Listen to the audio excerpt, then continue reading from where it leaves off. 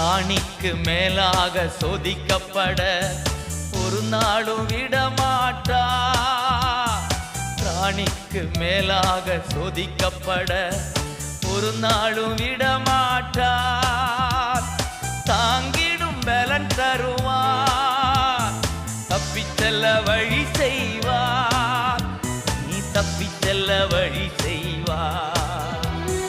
கலங்கிடவே வேண்டாம், கலங்கிடவே வேண்டாம்.